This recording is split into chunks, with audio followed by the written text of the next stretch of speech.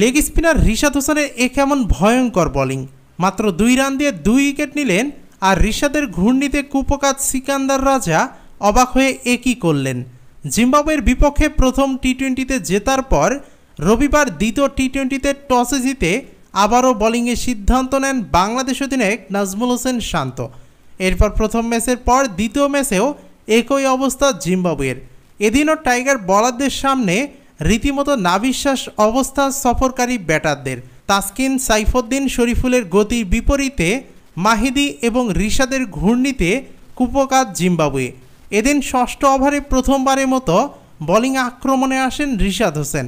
ব্যক্তিগত প্রথম ওভারে 8 রান দিয়েও কোনো উইকেটের দেখা না পেলেও এরপর 10ম ওভারে বোলিং আক্রমণে ফিরেই প্যাভিলিয়নে ফিরান সিকান্দার রাজাকে। রিশাদ হোসেনে করা ওভারের প্রথম বলেই উড়িয়ে মারতে গিয়ে ধরা পড়েন লিটন দাসের দুর্দান্ত ক্যাচে।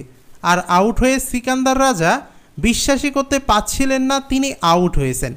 এরপর রিশাদ হোসেন ওই ওভারের দ্বিতীয় বলে কোনো রান না দিলেও তৃতীয় বলে তুলে নেন আরও একটি উইকেট।